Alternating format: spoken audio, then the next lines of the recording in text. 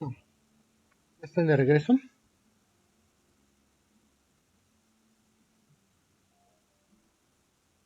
Presente, Lick, Roberto Carlos. Gracias. Atento a su otra clase, pero tengo un buen de trabajo, pero estoy atento, ¿eh? Aquí estoy, aquí Sí, estoy. muchas gracias, Roberto. Muchas gracias.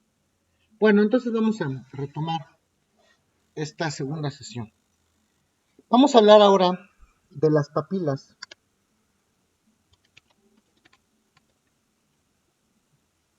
Las papilas desde el punto de vista de algunos estudiosos como Verbaek,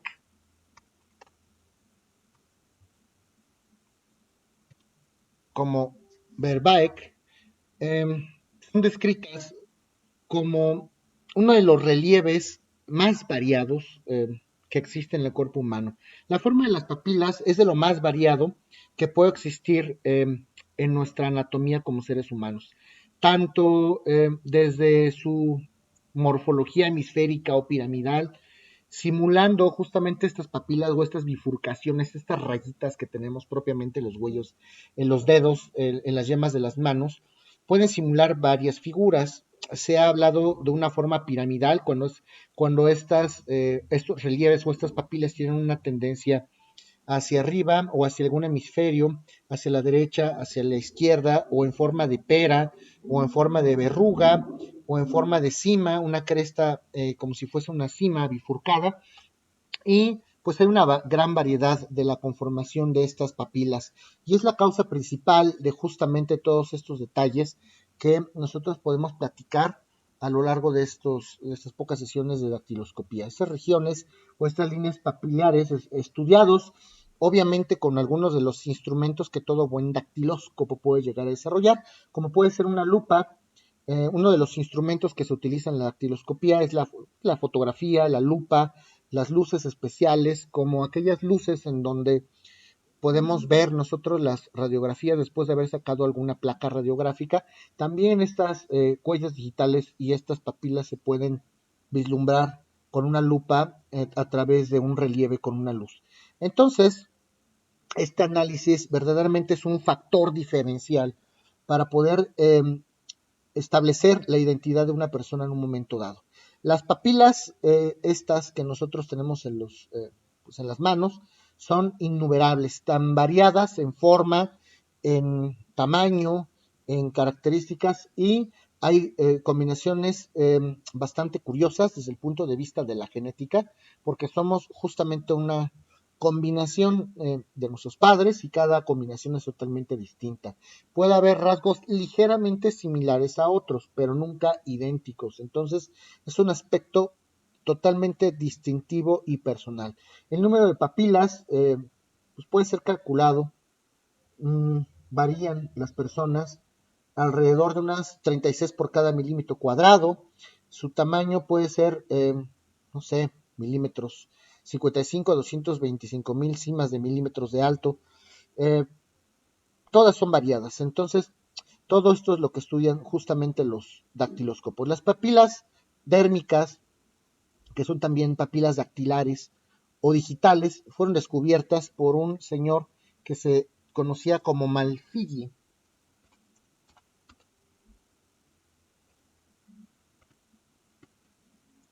Estas papilas fueron descubiertas por Malfigi en el año de 1664 y pues en esta época pues aparecieron, no hay una fecha fija exactamente, estamos hablando de aproximados, pero estos estudiosos como Cislán Rodríguez, como Blasco, Cislán Rodríguez,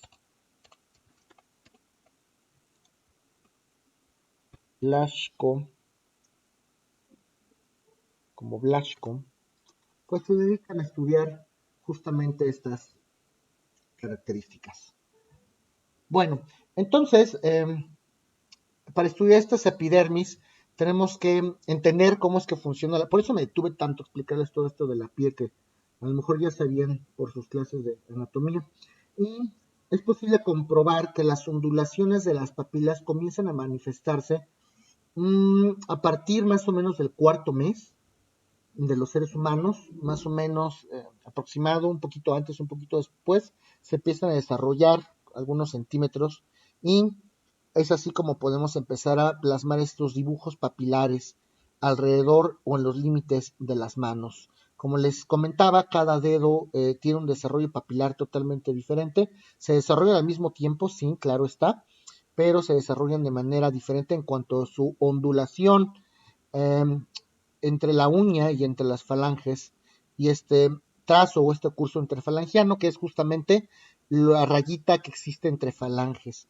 Eh, Estos sistemas para cuantificar o poder medir es la ondulación de estas simetrías, se forman justamente algunos torbellinos, algunos dibujos que parecieran ir en forma de espiral y es justamente lo que nos ayuda a definir estas superficies y pues desde justamente esta carga genética se empieza a, si bien no, es cierto que todavía no se desarrolla propiamente, pero esta carga genética de las papilas se empieza a vislumbrar justamente desde el propio desarrollo del embrión. Hablar de la epidermis del embrión todavía no es hablar de papilas, naturalmente, pero pues ya se puede entender que se empieza a desarrollar. En este tema, pues los primeros elementos se empiezan a desarrollar en la etapa del embrión. Las primeras glándulas sudoríparas aparecen justamente en medio de la mano, como al cuarto mes de vida intrauterina, más o menos, y pues todas estas papilas se dibujan justamente en la dermis. Al sexto mes ya tenemos unas papilas un poquito más desarrolladas y al séptimo mes ya se muestran las líneas estas que atraviesan en las falanges de las manos. Es interesante cómo es que se pudieran llegar a dibujar todas estas figuras de las falanges. ¿Hasta que tienen alguna duda? Cada embrión es distinto, obviamente. Y una pregunta, Roberto Carlos, al uso de la voz. Adelante. Muchas gracias. De estos últimos temas que ha estado tocando usted en esta clase, eh, ¿hay algún libro o algún manual donde podamos consultarlo para ir visualizándolo? Porque me queda claro que ahorita echar a andar el ejercicio de la imaginación, pues es muy padre porque hasta me estoy viendo mis uñas, estoy trabajando, pero estoy viendo mis uñas, estoy viendo Sí, mis claro, dedos, estoy viendo tercera sí, palanca, en fin, todo lo sí, que usted nos está comentando y poder pues consultarlo y tenerlo a la mano, porque me queda claro que también nos es favorable para la de forense. Es sí, cuanto. hay algunos manuales de dactiloscopía que vienen bastante completos. Déjenme investigarle algunos cuantos, cuál pudiera ser. Eh, y se los pongo a su disposición. Debo de tener alguno por ahí, o si no, alguno les sé referir. No se preocupen. De hecho, de dactiloscopía sí hay bastante información, ¿eh? Es de las ciencias periciales que pudiera ser mayormente desarrollada. Ahora, si ustedes quieren también estudiar, como ya se habrán dado cuenta, todo lo referente a la piel, todo lo referente a las capas, a las falanges, a los dedos, pues un buen libro de anatomía nos va a servir en primera medida y después ya nos abocamos a estudiar justamente esto. Pero sí, les consigo algunos nombres. Por ejemplo, ¿cómo se llama este cuate? De Bisutevich les voy a dar algunos. De Verbaek, que también hemos desarrollado algunos en torno a estos estudios. Les voy a dar algunos materiales porque ahí es donde vienen estas gráficas incluso de las manos o de las regiones de las manos. Pero sí, Carlos, ya se los doy, no te preocupes.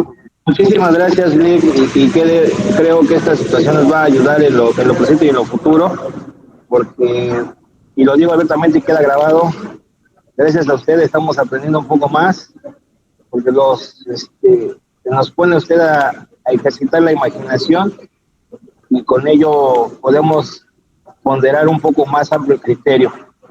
Y de una vez les digo abiertamente que la calificación que ustedes tienen en la evaluación es magnífica y que esperemos que las autoridades educativas les auxilien con esto. Es Muchas cuanto. gracias, Roberto, te lo agradezco infinitamente. ¿Alguien tiene alguna duda, muchachos? Bueno, hablemos entonces un poco de los poros. Si observamos detenidamente nuestras crestas papilares o estas líneas que tenemos en las manos, si hacemos un dibujo podemos comprobar que a simple vista podemos tener una sensación interrumpida de líneas que nunca cesan y que atraviesan por nuestra piel, pues momento a momento y de extremo a extremo. Pero estos pequeños orificios que nosotros tenemos en todo el cuerpo humano son los famosos poros, y el poro prácticamente es una boca o un orificio de las glándulas sudoríparas donde nace la dermis y llegan justamente hasta la epidermis, es decir, en la parte interna de nuestra piel es donde empieza a nacer el poro, y justamente este orificio sale ya en la epidermis, que es la parte de nuestra piel, la parte superficial de nuestra piel. Y tiene como función especial este poro segregar el sudor derramándolo en la superficie de la piel justamente para protegernos de algunas inclemencias, de algunas sustancias tóxicas. Y pues estos poros tienen distintas formas, pueden tener forma circulares, pueden tener forma triangular, curvilínea, etcétera, pero también que ustedes sepan que los poros tienen determinado tamaño. El tamaño de los poros no es uniforme tampoco, por lo regular no son mayores en las mujeres, los poros tienen prácticamente el mismo tamaño y el diámetro puede oscilar entre los 80 y los 250 milésimas de milímetro. Eso es lo que mediría un poro, entre 80 y 250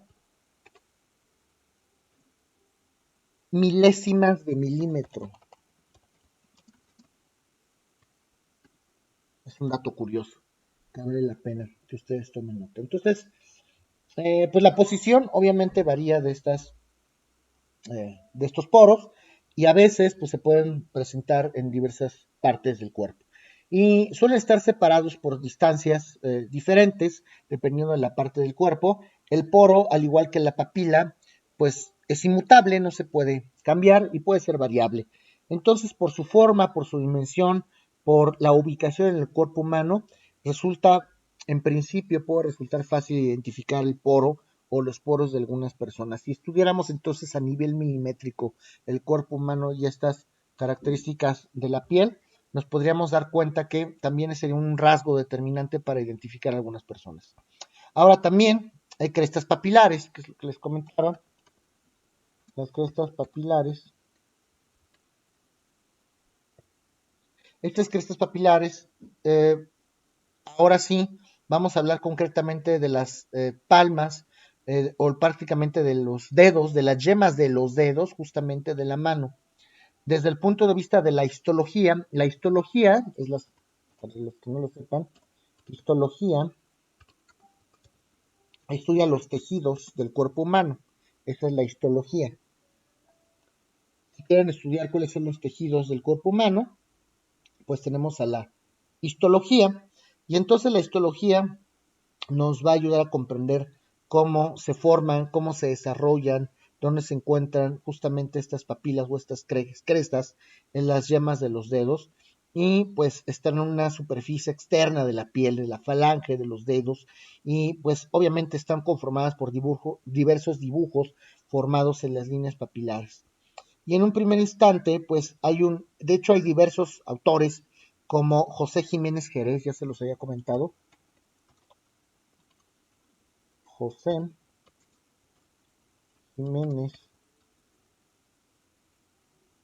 Jerez, y se dedicó en un principio a hacer libros desde el punto de vista del análisis a estas crestas, y hace una serie de análisis quiropapilares, análisis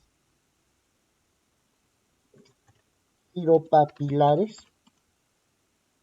análisis quiropapilares, y este análisis quiropapilar lo que hace es distinguir en cuanto a forma, en cuanto a morfología, en cuanto a tejidos, en cuanto a tamaño, todas y cada una de las crestas que desde el punto de vista de la morfología de los yemas de los dedos se pudieran presentar este tipo de morfologías. Entonces estas crestas justamente serán uno de los objetos fundamentales del estudio de la dactiloscopía.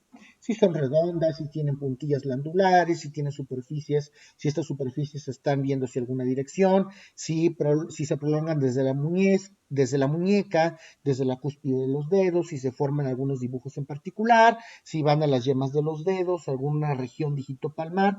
Y entonces hay algunas características que se pueden identificar por sus rangos característicos. Hay regiones que son abruptas, regiones que son bifurcadas, que presentan bifurcaciones bifurcadas, regiones que pueden ser convergentes, cruzadas, desviadas, interrumpidas, en forma de punto, si hay diversas ramas. Esto va a ser interesante porque imagínense ustedes un dictamen en materia de dactiloscopía. No cualquiera tiene un manejo tan técnico y tan complejo de esta parte. Para hacer un dactiloscopo, entonces ya se dieron cuenta, tienen que saber un poquito de cómo es que funciona la piel, cómo es que funcionan los huesos, cómo funcionan las falanges, qué líneas hay, qué características tienen esas líneas, qué líneas puede haber en determinadas regiones. Y entonces imagínense una conclusión por parte de un perito en dactiloscopía. Las huellas decalactilares de este individuo, del individuo tal, si es concordante o no son concordantes con las del arma de fuego, porque presentan en la falange del dedo índice superior, presenta una bifurcación que puede ser convergente, abrupta, tiene una rama en la región terna de la mano, etcétera. Entonces, pues todo esto nos va a servir. Por su forma, todas estas bifurcaciones, por su forma, estas bifurcaciones pueden ser rectas y puede haber empalmes o fragmentos, pueden ser curvas, estas líneas. Todo esto, imagínense cuánto dedicaron estos señores a estudiar estas huellas en los dedos de las manos. Estas curvas pueden ser abiertas, pueden ser cerradas. Si son abiertas, pueden ser arqueadas, espirales, onduladas, sinuosas, pueden ser mixtas incluso, y pueden ser ahorquilladas, pueden ser ganchosas, interrogantes, pueden formar algunos círculos, algunas elipses, algunos ojales, algunas presillas, y pues describir justamente estas huellas requiere toda una ciencia. Estas líneas en relieve se llaman entonces crestas papilares y los espacios que separan a estos, ojo, eso también es importante, los relieves de las huellas, los relieves se llaman crestas papilares. Los espacios que separan estas crestas papilares reciben el nombre de surcos interpapilares. Son los espacios que existen entre las crestas papilares. Y entonces, pues son compositivos justamente de los famosos dactilogramas. Así es como elaboraron los famosos dactilogramas. Dactilogramas. Dactilogramas. En un momento dado. Estos dibujos están conformados por líneas, por crestas, como les he comentado, pueden ser continuas, pueden ser ininterrumpidas, pueden tener una forma de cadena y pues también el perito tendría que explicar cuál es la función o la característica específica de la piel, de la dermis, de la epidermis y las glándulas en un momento dado. Ya vimos que las sebóceas no, pero sí las sudoríparas, si hay yuxtaposición entre estas líneas, si sucesivo o no, basándonos justamente en estos esquemas. Digo, se los estoy comentando de una manera muy general para que sepan cómo puede venir entonces eh, un dictamen en un momento dado. ¿Hasta aquí tienen alguna duda de esto que he comentado?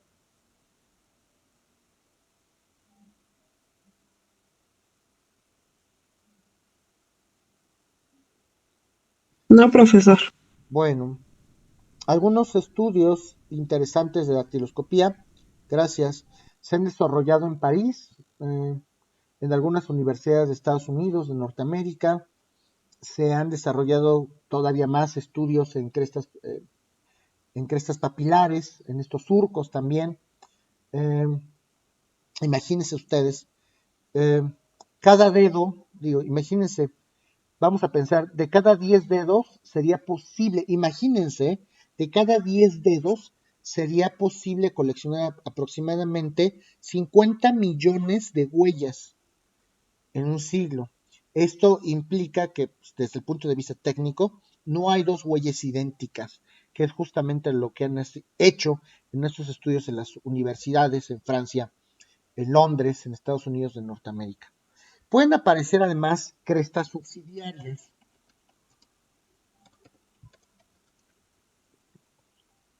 Estas subsidiarias, justamente entre cresta y cresta pueden aparecer algunas pequeñas compresiones un poquito más finas que las demás, tan finas y tan delgadas como un cabello, como un pequeño pelillo, y pueden dar origen a nuevas papilas aún más delgadas y menos altas que otras.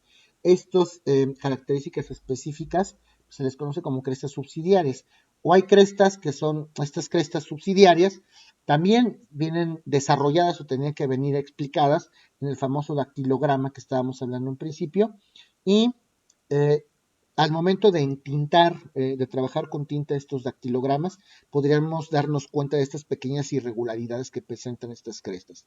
Los surcos, por su parte, que son esos espacios que hay entre cresta y cresta, son estos espacios existentes entre las crestas, como les había comentado, y al momento de imprimir un dedo con materia colorante, con la tinta, se reproducen también los surcos papilares, igual que las crestas, y podemos ya medir qué espacio hay entre cresta y cresta. Las líneas blancas, justamente, las líneas que no estén iluminadas, ahí vamos a saber que están los surcos. Cuando se hace la impresión con tinta, lo que se ilumina van a ser las crestas, justamente las crestas papilares, y los surcos, como son estos pequeños orificios, justamente es donde no se van a encontrar. Hasta ahora, pues, estas famosas líneas blancas, justamente, esos famosos surcos, se han hecho también estudios digitales en niños, que tienen meses de haber nacido, y el resultado también ha sido que no es idéntico a ninguno otro. También son inmutables, no han cambiado, y hay una característica que es la perenidad.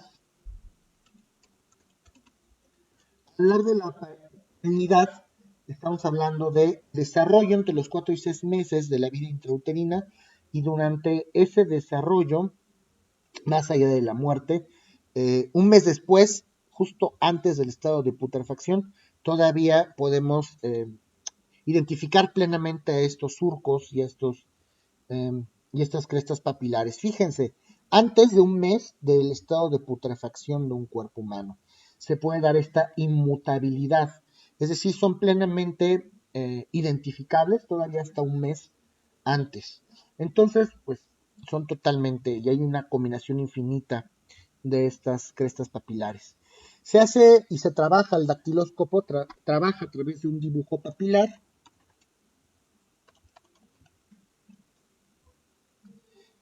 Y este dibujo papilar pues es capaz de identificar o de representar a la piel en un relieve, de representar las crestas, de representar los surcos. Se presentan en primera instancia en estos dibujos las yemas de los dedos, las palmas de las manos, las plantas de los pies y según Bucetich, que era lo que estaba comentando, se me contrapé este nombre, según Bucetich, justamente hay 4 tipos de crestas papilares o 4 tipos de zonas. Estos 4 tipos fundamentales que se fueron agregando paulatinamente se fueron sumando al estudio dactiloscópico que hizo Bucetich en un momento dado para estudiar la composición de estos dibujos papilares. Todavía más complejo lo hace justamente Bucetich y comienza a analizar estas crestas papilares, que es la unión entre estas líneas, los surcos interpapilares, que es lo que comentábamos, y se comienzan a estudiar estas huellas por zonas de estudio. Y hay 3 zonas perfectamente delimitadas para estudiar estos surcos o estas huellas digitales, que es la zona basilar, la zona nuclear y la zona marginal.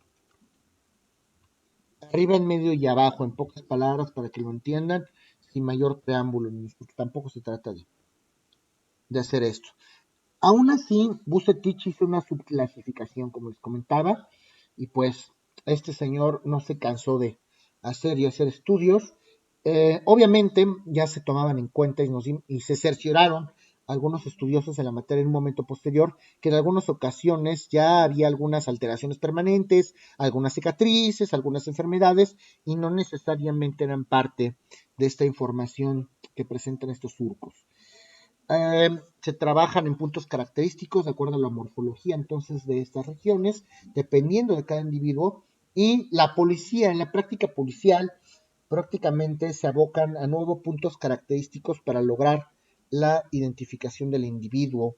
Desde el punto de vista genético, entonces, la dactiloscopía, por mucho, es una de las ciencias más infalibles que pueda auxiliarnos en este punto de la criminología. Hay bastantes razones desde el punto de vista genético para saber hoy por hoy en nuestros días que ninguna es hereditaria, es una conjunción, una yuxtaposición entre los genes de papá y mamá. Ahora, ¿es posible clasificar estas impresiones digitales? Pues algunos lo han intentado, pero recuerden que cada rasgo, cada cresta papilar es indivisible, sobre todo desde el punto de vista de las ciencias criminales, desde el punto de vista de la policía, que también se habla de una policía científica, se ha intentado tasar o clasificar estas impresiones justamente para poder identificar claramente a los criminales, para poder, porque además los criminales se han dedicado a estudiar también los criminales, no se han quedado atrás y los criminales han perfeccionado sus métodos para borrar estos rastros o estas huellas, estas crestas en la escena del crimen. Entonces, la labor propia de esta famosa policía científica es identificar estas huellas digitales a pesar de que los criminales quieren borrarlas. Por eso es que se trabaja usando guantes para poder no alterar estas impresiones a través de algunos químicos, a través de algunos sprays, de algunos fijadores, y el empleo de los guantes tampoco es que significa que sea infalible, que no se vaya a eh, contaminar esta huella digital en un momento dado, pero sí nos da un poquito más de pulcritud al momento de trabajar. Por eso, si ustedes van a trabajar en una escena del crimen, lo recomendable es que no contaminen, siempre trabajen con guantes o si no, siempre esperen a que llegue el profesional, el dactilóscopo, que es el que sabe.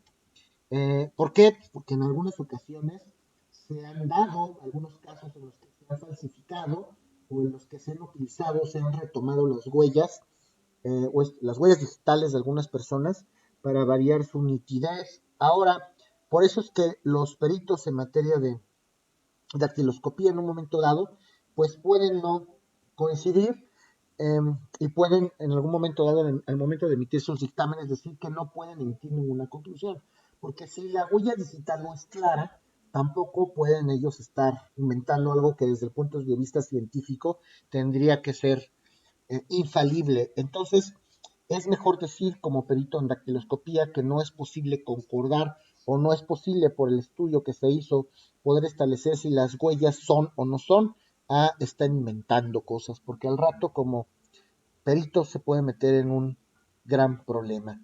Obviamente hay métodos modernos para identificar estas huellas. Hay algunas empresas, como la empresa norteamericana Cogent Systems, Cogent Systems,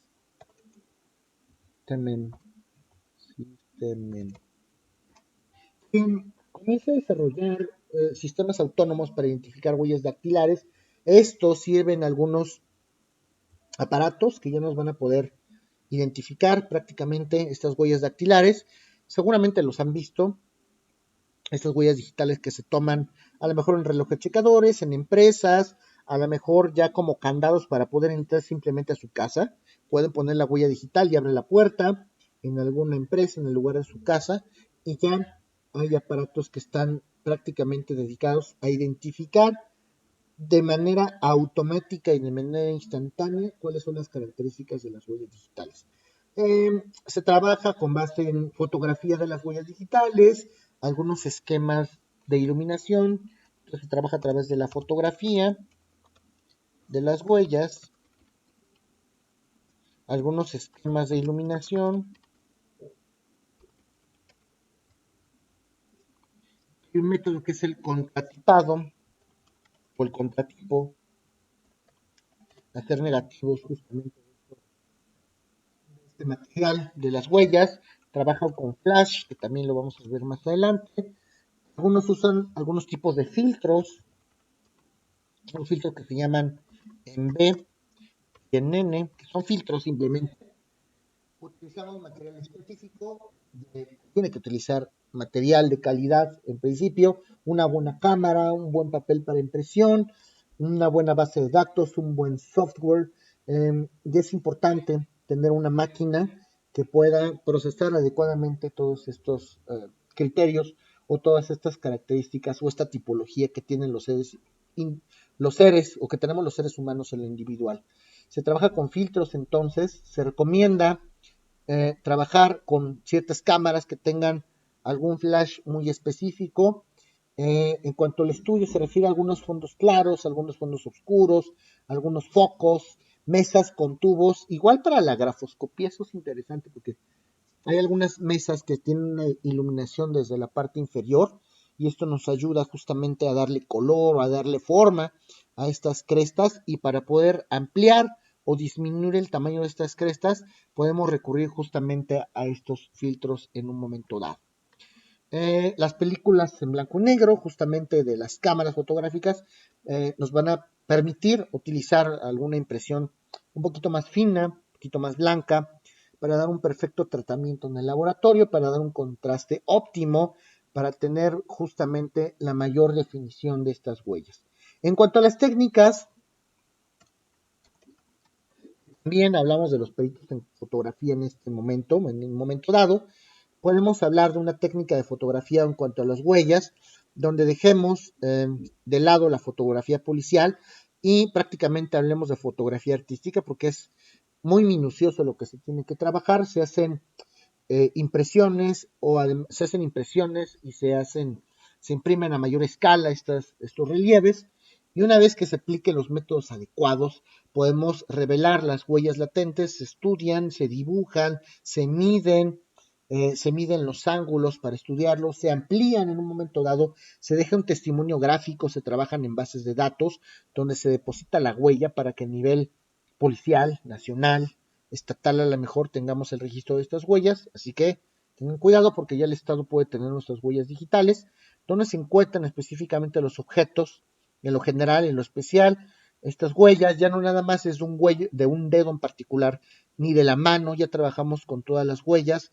Y esto justamente de la base de datos, el almacenar las huellas dactilares, estos surcos, estos relieves, pues es hablar de un testigo métrico total y absolutamente.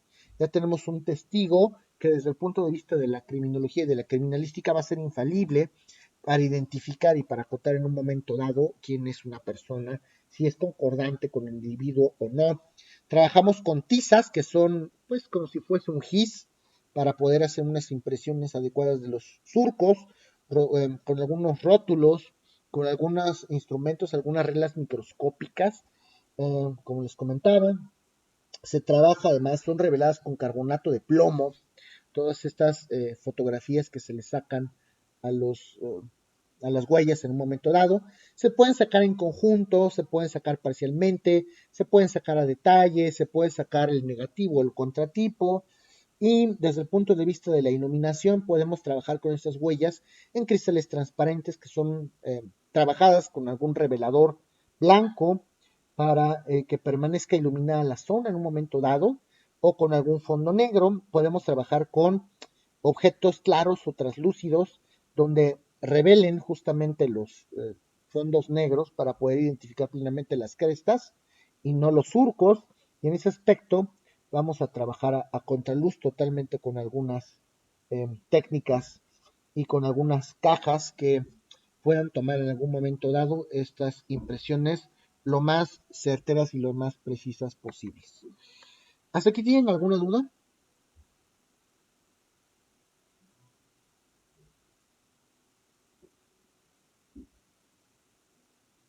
Todo esto son ciencias periciales, ¿ok? Podemos trabajar entonces con objetos opacos, podemos trabajar con huellas que son retomadas del lugar de los hechos, o incluso con huellas que pueden llegar a ser moldeadas en el laboratorio.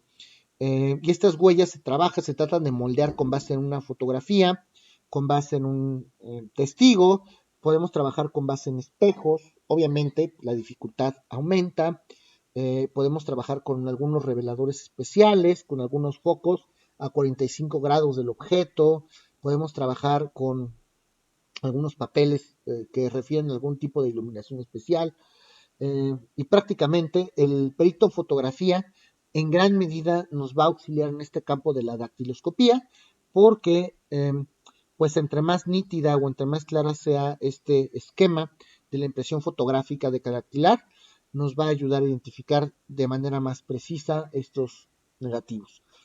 Hablar del contratipado justamente es hablar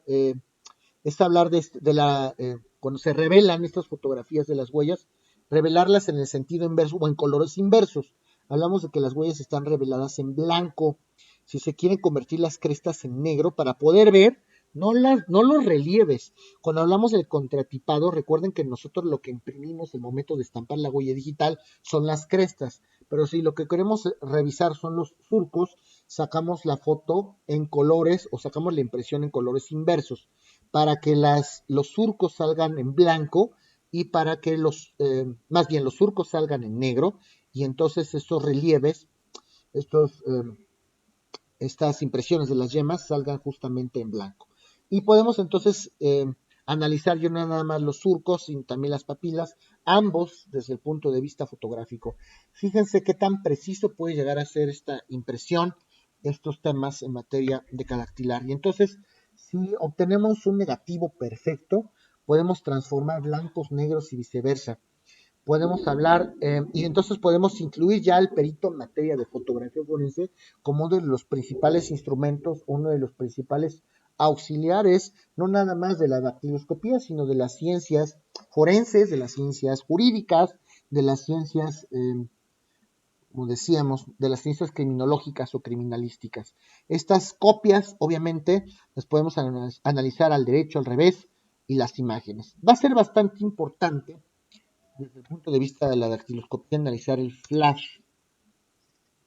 El flash y la iluminación, el flash nos ayuda a determinar la correcta impresión en la fotografía, a dar directrices concretas para analizar y para imprimir y para tener una impresión adecuada.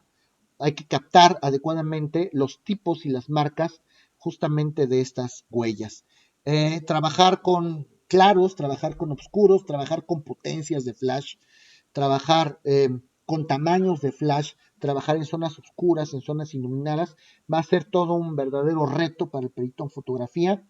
Qué tanto se abre el diafragma o no de la cámara para tener una iluminación correcta, y gracias a la iluminación del flash es posible que los rasgos o las impresiones de estas huellas dactilares sean prácticamente pues totalmente visibles y sean prácticamente idénticas a las del individuo. Ya no va a haber otra manera de poderlo trabajar. ¿Tienen alguna duda de esto que estoy comentando, jóvenes?